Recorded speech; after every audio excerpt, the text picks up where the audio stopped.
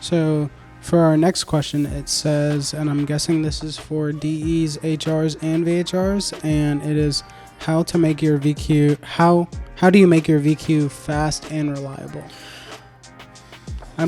Let's jump into it with an NA perspective. Okay, so naturally aspirated perspective, you have a couple different options. The biggest thing is maintenance. Making sure your spark plugs are good, making sure your coil packs are good, making sure your fuel system's in good condition. You've seen it discussed a lot. We discuss it a lot. The gallery gaskets. Anything up to a 2015, Nissan and their infinite wisdom decided that a paper gasket was a good idea. And then some Phillips head screws, and they didn't seal, them very well. So they back out, the gasket blows. So making absolutely sure that your gallery gaskets are good, and if they aren't, swapping it out with a quality kit like an EPS kit, which we do on a regular basis.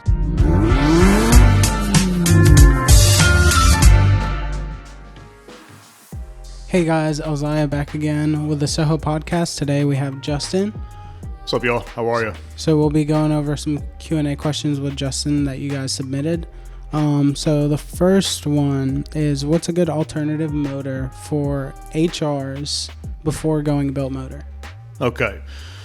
So if you want to do a factory freak HR, a really good move and something that's been popular for many years is the HR-VHR hybrid, which effectively takes the VHR short block, you bolt the HR heads, timing covers, and timing components onto it, and you get an engine that can do 600 plus in factory form and also rev super high. So the VHR short block's a really good option. The main reason is because the VHR short block was manufactured from 2008 all the way up to like 2020 in multiple vehicles, so it's very available, whereas the HR was really only a couple of years and in select vehicles, so those are much harder to come by in good condition. So if you're planning on going inside your engine and you want to get something that can make more power on a budget, that VHR short block is second to none when it comes to those options. What are the perks of that option?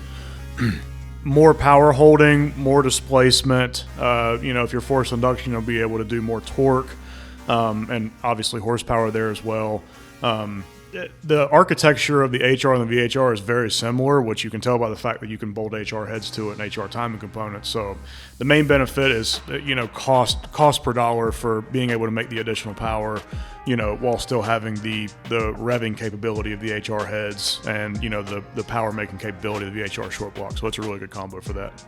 So for our next question, it says, and I'm guessing this is for DEs, HRs, and VHRs, and it is how to make your VQ, how do you make your VQ fast and reliable? Let's jump into it with an NA perspective. Okay, so naturally aspirated perspective, you have a couple different options. The biggest thing is maintenance. Making sure your spark plugs are good, making sure your coil packs are good, making sure your fuel system's in good condition. You've seen it discussed a lot. We discuss it a lot. The gallery gaskets. Anything up to a 2015, Nissan and their infinite wisdom decided that a paper gasket was a good idea. And then some Phillips head screws, and they didn't seal, them very well. So they back out, the gasket blows.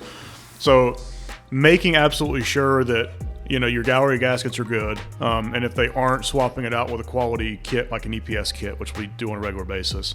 That covers that side of things to make sure that you don't have internal oil pressure issues. With the gallery gaskets, it leaks internally, and you can never see the leak from outside the vehicle. It's not like the gasket leaks and oil drops on the floor. It stays all inside the engine, the pan, so your oil pressure goes down and down and down until eventually you spin a bearing.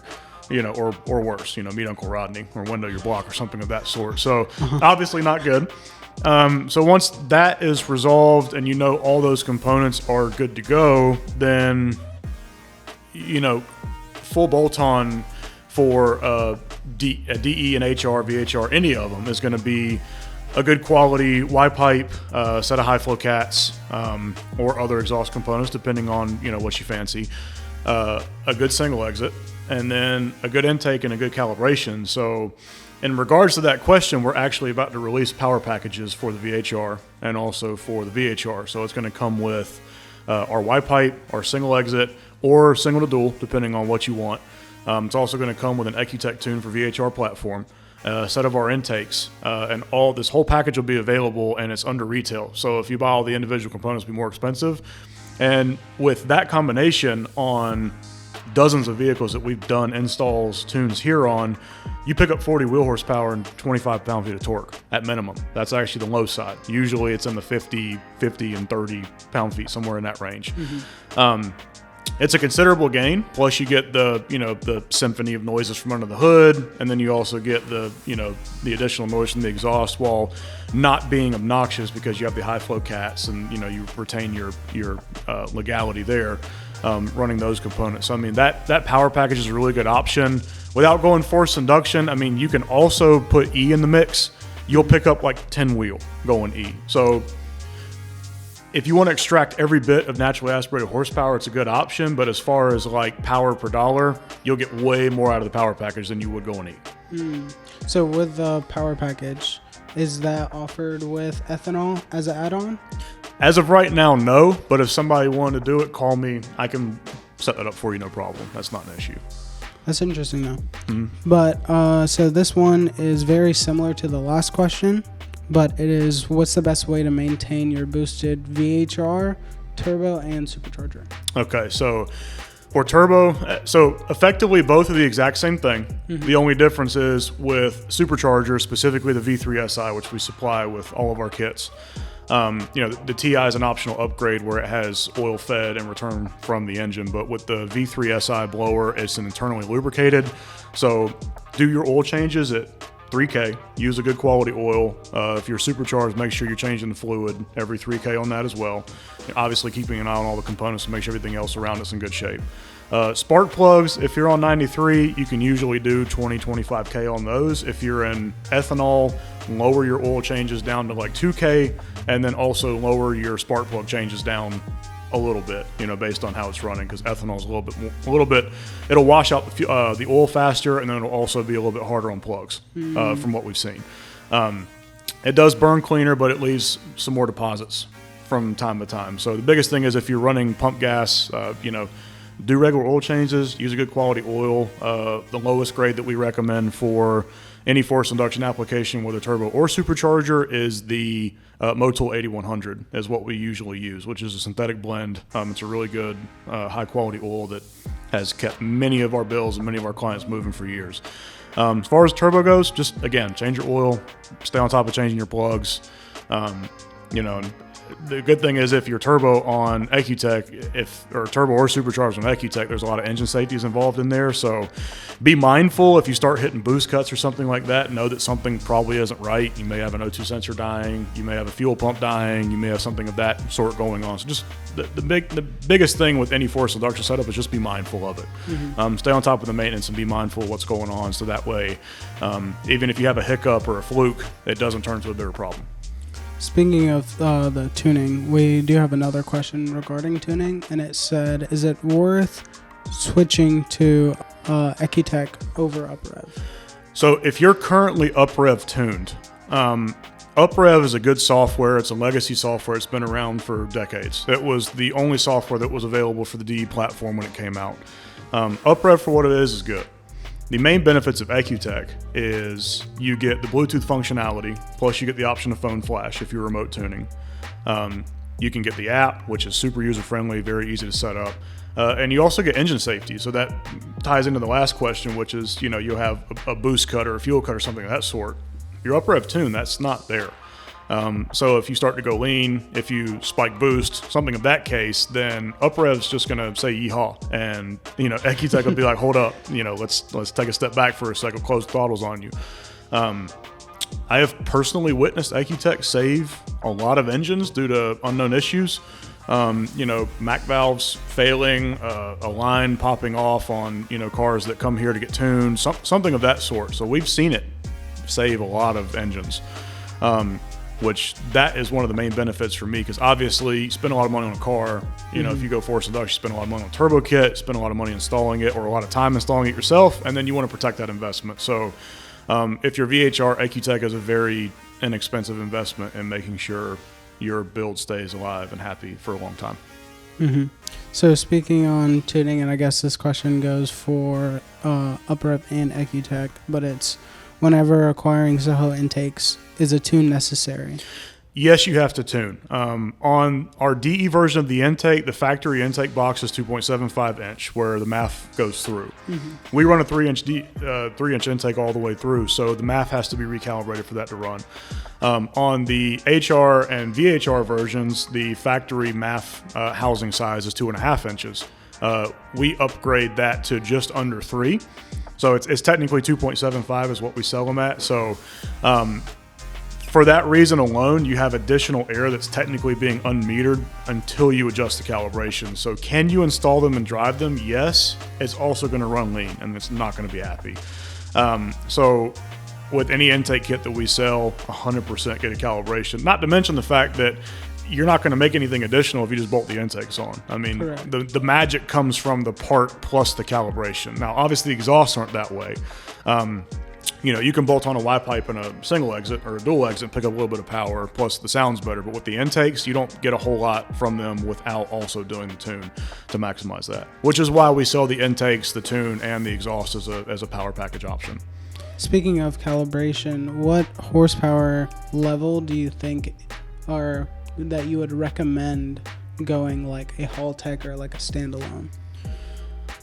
On VHR, we haven't found a point yet in a street vehicle where you have to do that. On a DE, anytime you're over that 500 mark, 100% invest in a Haltech setup, whether it's a Platinum plug-in model or it's a 2500 model. That is the point where you want to go to the Haltech, just because there's only a certain point the factory ECUs can control things, and then once you get a Haltech and a standalone in it, and somebody to install it and calibrate it that is very familiar with that platform, I mean, you have the engine safeties again that we talked about, the Etek with the Haltech, so you can set all that stuff up. Something runs lean, something overboost, whatever the case may be, then you'll have that protection there for your build, because built DEs are costly. All the stuff to build DEs are costly. The forced induction kits for those are pretty costly. So obviously, again, you spend that much money on your car, it's not a big step to take to do the Haltech and get it properly calibrated to make sure your investment stays sound and has the best chance of a long, happy, healthy life. Correct. So with this is a product-based question, and I'm guessing this is just a general question, no matter VHR, HR, DE, but it's whenever looking for a quality exhaust part, what do you look for? High quality material, so quality stainless or titanium, whatever the case may be. If you're speaking about manufactured parts, then fitment is a big one. Making sure you don't have any kind of major fitment issues. I mean, there's just a lot of things that go into that. So the main thing is quality of welds, quality of material, quality of assembly, also quality of hardware, because hardware is something that can, cause parts to leave the chat if that fails. So good quality hardware, knurled nuts, high quality gaskets, all those bits and pieces, so just making sure you have all that stuff of a good quality is important for any kind of bolt-on part. Not to mention, when you do stainless, titanium, and aluminum, you can't hide the welds, so the welds look good. And we're very, very particular about making sure that everything leaves and looks, not like a machine did it, because humans build it, but pretty doggone close. Yeah. For this is another exhaust question: single exit or dual, and where do you see most gains? You'll get a little bit more usually with a single exit, but there's, as with everything on a car, it's always a little bit of give and take. So what you're going to be getting is a little bit of additional power. Now, those exact numbers will have that, because we're about to do a lot of testing on the packages so we can see exactly what the range is and what we're expecting. So with the single exit, you're going to get a little bit more exhaust volume, so you're going to have more noise. It's going to be a little bit more aggressive, but you'll get a little bit of additional power. Whereas if you have, a lot of the guys with G's, even a lot of the guys with the Z's, they want something a little bit more refined and a little bit calmer, to put it in a word. The single to dual is really good about keeping the volume down a bit while also giving you the flow you need to make crazy power, because we've done 600, 700, 750 plus on single exits and single to duals on those cars. So it's plenty of flow. You're not going to run out of flow until you're well into built engine territory. Then at that point, you're in custom exhaust or true dual or whatever the case may be there. So Single exit, if you want a little bit more power and you're okay with a more aggressive sound, go with the single. If you want something a little bit more refined without sacrificing, a whole bunch of flow, single to dual is the way to go. And does that question, can you put that towards like forced induction as well? Like, do you see any gains forced induction? Forced induction, so the biggest thing with naturally aspirated is if you see a gain in naturally aspirated, it's going to go up like exponentially on a forced induction car. So whereas, say for instance, you have a stock exhaust on a supercharged car. Well, you have a stock exhaust on a naturally aspirated car that picks up 20 wheel and you bolt it on. Well, that might be 50 or 60 wheel on a supercharged car or a turbo car, depending on what the case may be. So yeah, the effect is there. It's just more pronounced once you add forced induction, because once you add the additional flow, you'll pick up more power when you have, additional flow in those areas. So this is a question that was asked, and it's pretty frequently asked question. So it's whenever you find out you have like a gallery gasket issue in a mid-mileage motor, is it easier to just replace the motor or do the gallery gaskets on it? Okay, so this depends. It depends on whether you're having a shop do it, whether you're doing it yourself. So there's two different directions you can go here. Let's say in theory, somebody asked that question is bringing a car here. We will check a couple different things. Number one, make sure the engine's not making any funny sounds. Number two, check oil condition to make sure there's not any kind of metal or nonsense in there. It's not supposed to be there. Number three, compression check. If the compression numbers are good, oil condition's good, engine sounds healthy, runs good, gallery gaskets every time. You're going to spend less on that than putting a used engine with a potentially unknown history into the car.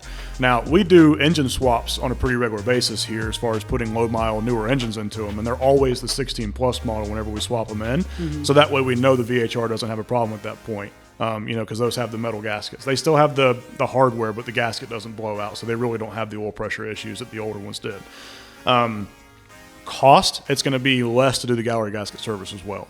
And like I said, if your engine's healthy, there's no need to swap it out if that's all it needs, the timing and stuff. And as long as the engine's healthy, you're effectively resetting the clock to zero, because our service includes, new OEM timing, new water pump, new thermostat, new guides, valve cover gaskets, spark plugs. I mean, you're setting a lot of things on the engine back to zero. So if everything's healthy, the gallery gasket's the way to go.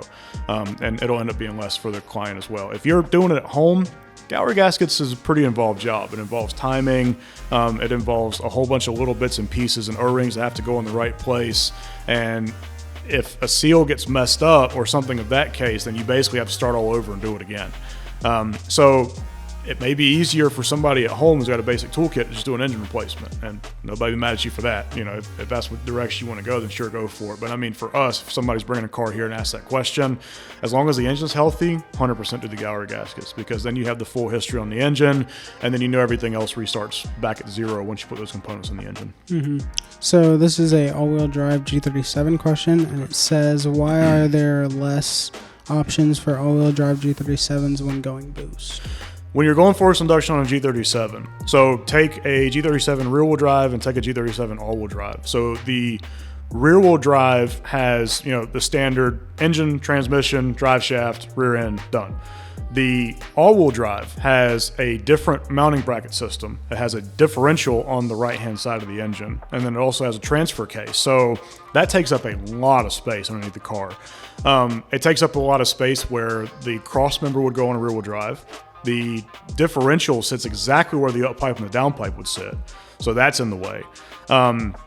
It's really just hot side stuff. So we've actually looked into doing a turbo kit on these. I just haven't found somebody that has a platform yet that is ready to pull the trigger on something, because it's going to be a very heavily involved R&D project. And until we get one done, we're not really 100% certain what it's going to do. Whereas if, that's why we tell people, or you see pretty much all supercharger kits on those, because the fitment on the supercharger setup is exactly the same. You don't have any kind of fitment issues on the supercharger setup. All the piping, bracketry, all that stuff bolts up exactly the same.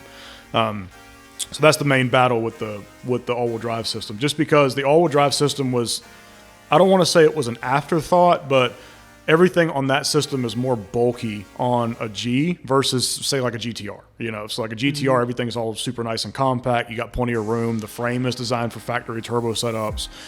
Whereas on the G, they crammed a whole lot of stuff in that area, so it just takes up a lot of that room for the piping to go through. And from what we've seen on the couple kits that exist, you have to do some pretty wild stuff to get an up pipe and a down pipe through there. And then, of course, every bend is a restriction.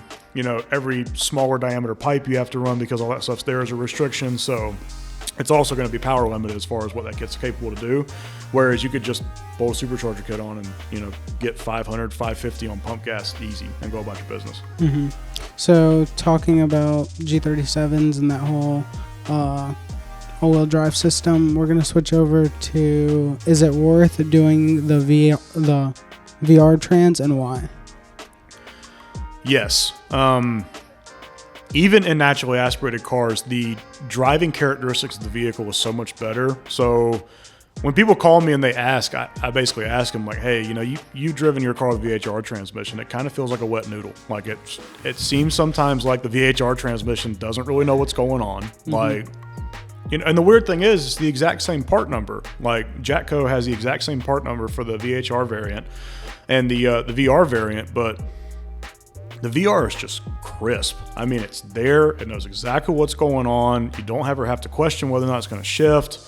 The only thing that I have ever seen take out a VR transmission is coolant contamination from the radiator, which is why whenever we do VR conversions, we always do an external transmission cooler to just knock that out of the equation. That's the only thing I've ever seen cause one of those to fail. What's the failure point on that? The failure point's in the radiator. So in the factory radiator, you have the core, which has the coolant running through it for the engine. And then you also have a small core at the very bottom is for the transmission. And that's there for two reasons. It's to get the transmission up to temperature, and it's to keep the transmission from going over set temperature. So those cores are made from copper or brass or aluminum, whatever the case may be. So you can imagine 150,000 miles plus, 10, 15, however many years of being in there. If it springs a leak, that coolant going into the transmission is basically like a human ingesting poison. It does the exact same thing. Mm-hmm. It'll kill it real quick, and it won't be pleasant. Like, it'll shudder, it'll start losing gears on you, and eventually it just dies, and it won't move anymore. Also, transmission fluid doesn't conduct electricity. Well, coolant can. Mm-hmm. So you go in there, you have an electronically controlled transmission, you have a TCM, there's some more havoc getting wreaked inside there. So for VR conversion, if you have a failed VHR transmission, you have one of two options. You can either try to find a newer model transmission that has low miles, or you can do the VR swap. So the main benefits of the VR swap, as far as the transmission itself, the torque converter is a higher stall because it comes factory behind a twin turbo car, so you get into your power band faster. The clutch packs are beefier. The entire valve body is beefier. All the solenoids that control everything is beefier. Everything is just chunked up to take the extra power of the twin turbo setup and the extra torque. So putting that behind a stock VHR, it'll live forever. I mean, it's basically being put on something that's designed to hold half the power it was designed to make. And the other cool thing is that you can modify a part of the bell and then bolt the transmission in. And we have adapter kits for the rear-wheel drive setup. We're working on one for the all-wheel drive setup. We have adapter kits for the rear-wheel drive setup that include the trans brace and the drive shaft. So people can just modify their bell, swap their TCM in, and bolt it in. That is the one downside of doing the VR swap, is that we recommend running a new TCM. If you swap one from the old one, it's an old part, it's got age, it can fail. And it'll give you that dreaded PO720 code, which is the speed sensor on the back of TCM failing. So if you put a new one in, they're a little bit pricey. They come from the dealer. What's not pricey nowadays. But again, that's one of those situations, just like the gallery gaskets, where if you put that new OEM part into it, you're resetting the clock back to zero. And then as far as forced induction goes, we've put 750 plus through a factory VR trans, and that car has been driving around for 2.5 years. Again, in all my days here, I've never seen a VR transmission fail because there was too much power going through it. Mm-hmm. Obviously we may reach that level at some point, but as of right now, unless you're planning on going built engine and doing crazy stuff anyway, that VR transmission can throw anything at it you can toss at it with a stock engine. For the guys that want to do the VR trans swap at home, do you think our kit, they could do that at home? Or? Yeah. So Our kit is designed to take all the guesswork out of it. So we're also considering offering the bell housing modification and doing like a core service where you can ship us your unmodified bell. We'll modify it and ship it back to you. And then at that point, all you need is a basic toolkit. And you know, the only thing that you're going to need is some kind of a scan tool so you can watch the transmission fluid.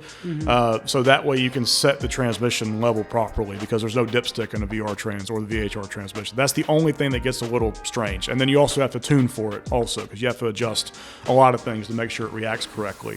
Otherwise than that, it makes it a full bolt-in proposition. Basic hand tool kit, bolt your trans mount up, bolt your drive shaft up. You know, if we end up doing that exchange service, then bolt your bell housing on and then bolt it in the car and you're ready to roll. So we have one more question, and this will be our last question for today, but it is more of like an opinion-based question. Sure. So it's up to you how to answer it. I got some opinions on. So Lots of those. boosted VHR or upgraded turbo VR30? What do you prefer? So, what do I prefer? Okay. So the thing is there's not really any wrong answer here. Yeah. The reason that I say that is because the VHR and the VR both have their quirks. The VHR has the gallery gasket thing, and then the VRs have the porous block thing, which I think we actually developed a solution for that, so that'll be coming soon. So, long and short of it, you're going to spend about the same money to do either.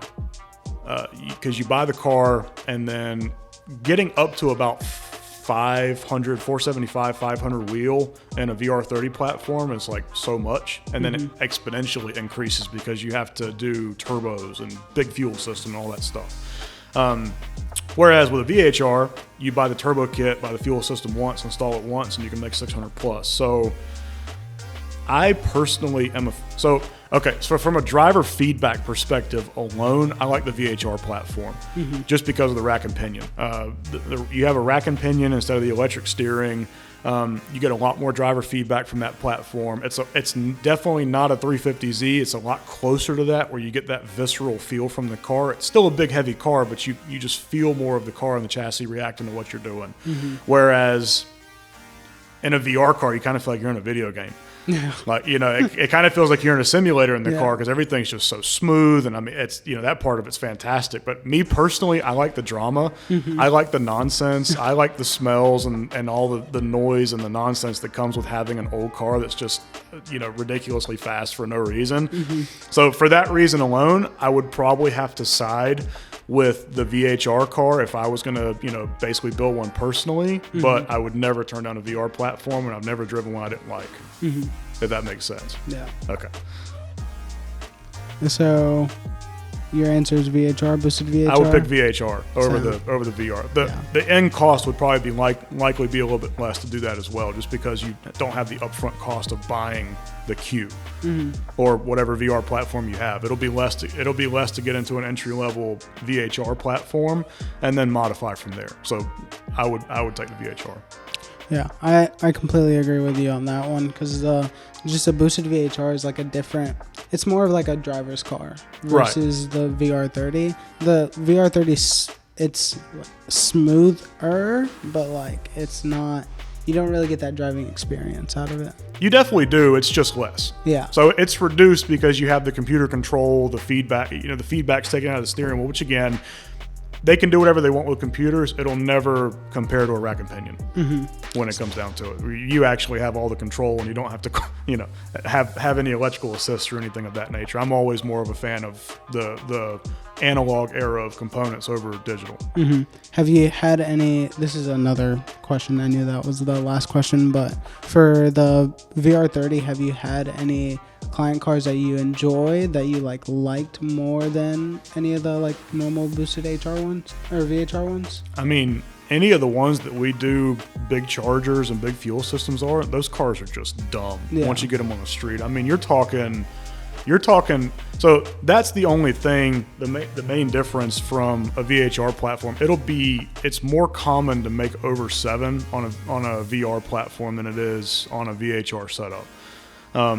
VHR setup with the fuel system and the turbo kit and all that stuff, you have to go balls to wall, get over 7. Which, again, you're doing effectively the same thing with the VR platform, but we've got more cars here doing that kind of power on stock engine and stock transmission. And again, get the VR transmission, which is pretty cool, factory in that car. So I don't know, man. When it comes to fast cars, there's no wrong answer. I don't care what wheels it drives. I don't care how many cylinders it has. I don't care if it's a rotary. I don't care if it's supercharged or turbocharged. As long as it's fast enough to do something stupid in, sign me up. I'm in. Where do you see the VR platform going in like the next 5 years?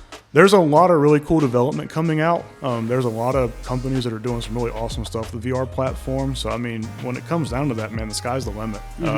You know, there's already been more than one VR doing, 1,000 wheel, and everybody's like, oh, well, the VR 38s are already doing, why not? It's a completely different architecture. Like, the engine's completely different. Yes, it shares the first 2 letters, but otherwise than that, it's a completely different engine. So that's why there's so many new things and different and nuances to that. Making the additional power. But that said, they're extremely capable. We've seen how capable they are even in stock form. So I'm excited to see where it can go. Once people really start getting into doing engine builds and doing custom turbo kits and stuff. Because, I mean, again, when it comes down to it, sky's the limit. Because nobody 10 years ago thought a 370 was going to be doing over 1,000 wheel. That is true. And how many of those exist? Yeah. So it's not many, but it's more than 0. So that's one of those things to where we're just, time's going to tell, but we're definitely excited to be a part, get the privilege of being a part of the R&D process and being able to build parts to get cars to that level. Even our own. So we're excited to get RZ, there someday. Are there any personal goals that we set for the new Z yet? Or so we want to get into a 10 on stock turbos. We're right there on the cusp of it. We found driveline weaknesses again. That engine makes a lot of torque over like the VHR right off the rip because it is twin turbo, especially with the smaller factory turbos. So we have been discussing wanting to chase 10 on that. We're right there on the cusp, a couple tenths off.